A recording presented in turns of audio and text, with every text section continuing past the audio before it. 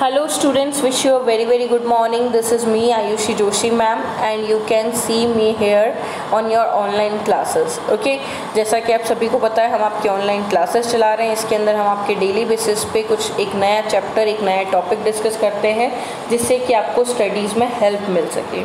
उसी तरीके से आज जो हम टॉपिक डिस्कस करने जा रहे हैं, चैप्टर डिस्कस कर रहे हैं, वो पॉलिटिकल साइंस का यहाँ थर्ड चैप्टर लिखा हुआ है लेकिन ये फोर्थ चैप्टर है आपके पॉलिटिकल साइंस का। Liberty and equality, unit 1, chapter 4।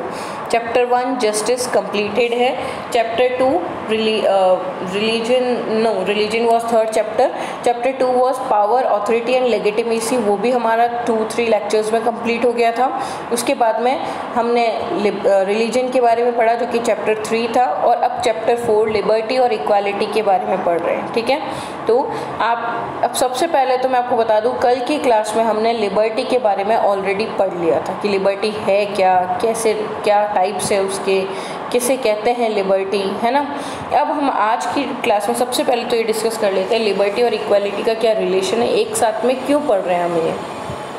तो देखिए, liberty and equality are two most valuable rights of the people. इंसान के दो सबसे महत्वपूर्ण अधिकार होते हैं, एक तो होता है लिबर्टी और एक होता है इक्वालिटी। ये दोनों ही अधिकार हमारी डेमोक्रेसी के मुख्य आधार हैं, स्तंभ हैं। मतलब हम वोट क्यों देते हैं? क्योंकि हम ये चाहते हैं कि हमारी जो भी सरकार हो वो हमें इस तरीके से जीवन व्यापन करने में हेल्प कर सके कि हमें आगे जाकर किसी तरह की कोई परेशानी का सामना ना करना पड़े। ठीक है, French revolutionaries demanded liberty along with equality and fraternity. शुरुआत कहाँ से हुई लिबर्टी और इक्वालिटी को साथ में देखने की? फ्रेंच रेवोल्यूशन से। फ्रेंच रेवोल्यूशन जब हुआ था, फ्रांस में जब रिवोल्यूशन हुआ था, आपने 10th में पढ़ा है फ्रेंच रेवोल्यूशन, जब वो शुरू हुआ था तो फ्रेंच रेवोल्यूशन के समय इक्वालिटी और लिबर्टी की डिमांड की गई थी। लिबर्टी और इक्वालिटी और फ्रेटर्निटी, इन तीनों चीज़ों की एक साथ डिमांड की गई और तभी से लिबर्टी और इक्वालिटी को एक कैटेगरी में रखना शुरू कर दिया। The French declaration of rights, तब फ्रेंच गवर्नमेंट ने जो डिक्लेरेशन किया था राइट्स का, अधिकारों का, उसके अंदर लिबर्टी और इक्वालिटी को साथ में लेकर और एक्सप्लेन किया था। और क्या कहा गया था उस समय? Men are born and always continue to be free. हर मनुष्य जन्म लेता है और जन्म लेने के बाद में वो अपने जीवन को फ्रीली और इक्वलिटी के साथ में और रिस्पेक्ट के साथ में अपने जीवन को जो है व्यापन करेगा। The preamble of the constitution, अगर इंडियन कॉन्स्टिट्यूशन की बात करें तो हमारे प्रीएम्बल के अंदर इक्वालिटी वर्ड को डिस्क्राइब किया गया है। इसका मतलब है भारत भी लिबर्टी, जस्टिस, इक्वालिटी और फ्रेटर्निटी की आधारशिला पर चलता है। ये पॉइंट्स, ये डेटा, ये लिबर्टी, इक्वालिटी, जस्टिस, फ्रेटर्निटी, इन सारे पॉइंट्स को हम भी फॉलो करते हैं। ठीक है, इक्वालिटी का क्या मतलब है? The right to equality proper is a right to equal satisfaction of human beings need. Basic need, मेरी क्या ज़रूरत है? रोटी कपड़ा मकान। आपकी क्या ज़रूरत है? रोटी कपड़ा और मकान। हमारी नीड्स जो है, हमारी जो ज़रूरतें हैं वो क्या है? बिल्कुल इक्वल है और सेटिस्फैक्ट्री है ना। अब सरकार मुझे तो कह रही है कि आपको रोटी कपड़ा मकान नहीं दिया जाएगा, आप इसके अधिकारी नहीं हैं, हमारे देश में आपके लिए कोई रोटी कपड़ा मकान नहीं है, लेकिन आपको प्रोवाइड करवा रही, तो ये गलत है। सरकार को अधिकार, सरकार का ये कर्तव्य बनता है कि वो हर मनुष्य को, हर एक व्यक्ति को, हर एक इंडिविजुअल को इक्वली ट्रीट करे, है ना। तो ये जो चीज़ है, ये जो चीज़ मैंने आपको बताई कि हम अपनी कैपेसिटी के according, specially human to human जो है, अपनी ज़रूरतों को फुलफ़िल करना, उससे सेटिस्फाइड होना इक्वल लेवल पे, this is called the right to equality. Equality means that no man shall be so placed in society that he can overreach his neighbor to the extent which constitutes a denial of later citizenship। मतलब कि कोई भी इंसान इतना अधिकारी नहीं है कि वो इतना ओवर कर ले कि वो पड़ोस में रहने वाले व्यक्ति के साथ में दुर्व्यवहार करे, उसको जीने ना दे। तो ये उसकी बेईमानी है। उसके खिलाफ सरकार द्वारा, कॉन्स्टिट्यूशन द्वारा स्टेप लेना से जो है, जुडिशियल सर्विसेज द्वारा न्याय दिलवाना और इक्वालिटी की स्थापना करना, यही है इक्वालिटी। ठीक है, मतलब एक सोसाइटी में सभी लोग बराबर हैं, कोई अलग अलग नहीं है, उनके बीच में इस बराबरी के संबंध की स्थापना करना ही इक्वालिटी है। इक्वालिटी के फीचर्स क्या क्या हैं? इक्वालिटी किसी एक से रिलेटेड नहीं है, कोई एक फिक्स कि भाई ये बात आई इसका मतलब यहाँ पे बराबर है, नहीं।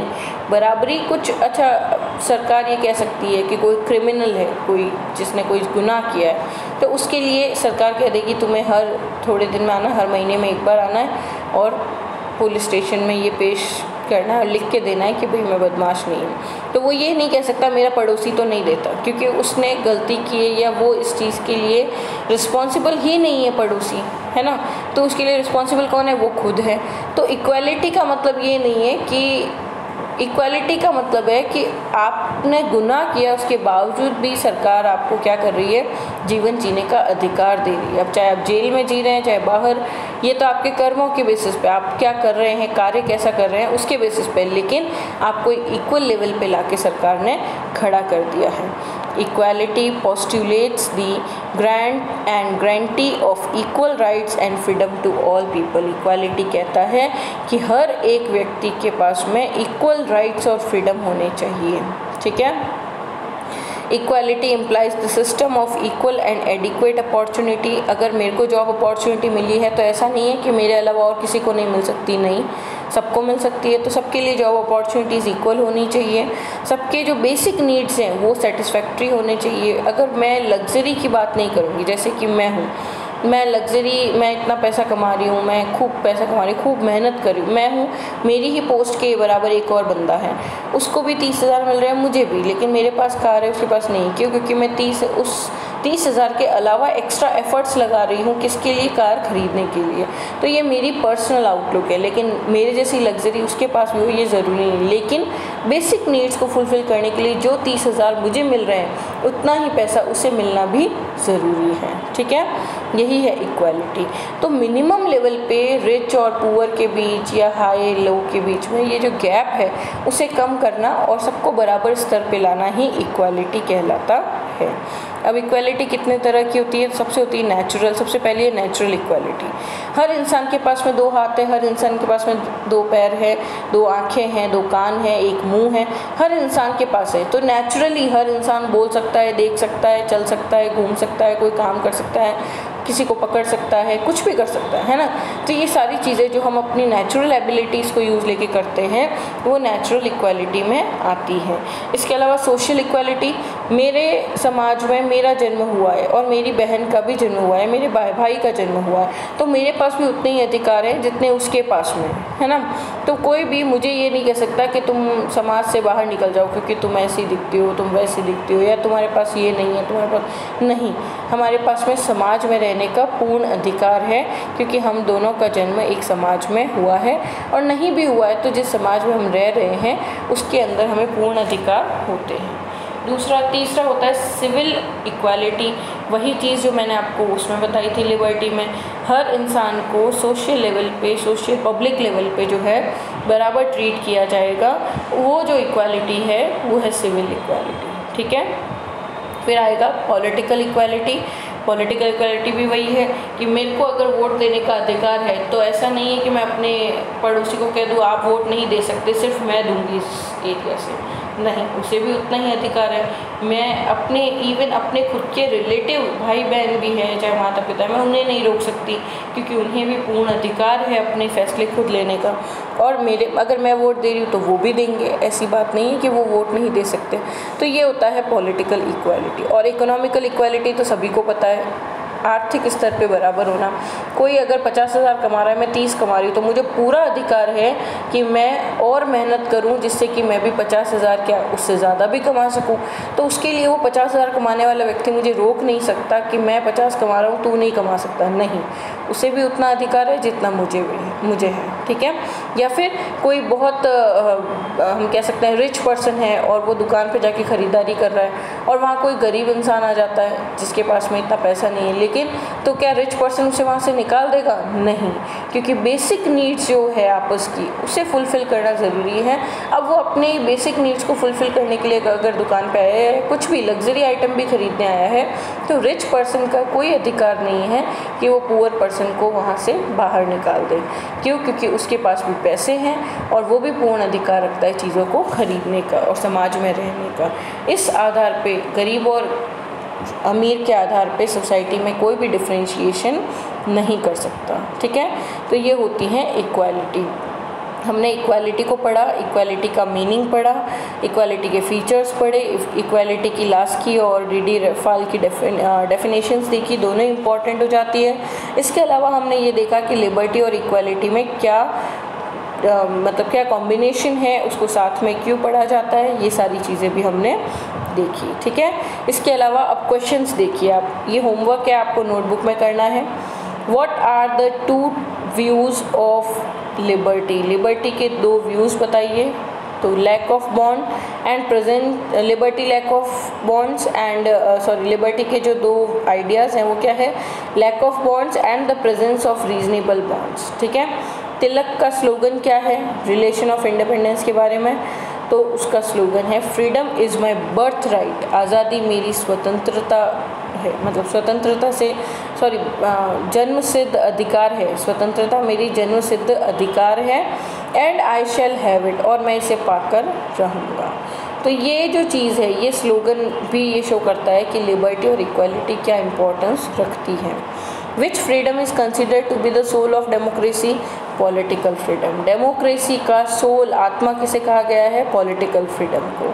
What do you mean by equality of opportunity? Opportunity को, इक्वालिटी ऑफ अपॉर्चुनिटी किसे कहते हैं, इसका क्या मतलब है, the state provides equal opportunity for appropriate development to all it's citizens. Okay, this is called equality. Equality का लास्की के अनुसार क्या मतलब है, कॉन्सेप्ट क्या है, उसका आंसर मैंने दे रखा है आपको यहाँ पे। ये एक क्वेश्चन है, और दूसरा क्वेश्चन है clarify the concept of the rule of law. Rule of law क्या है, इसे समझाओ, तो उसका भी आंसर मैंने नीचे दे रखा है।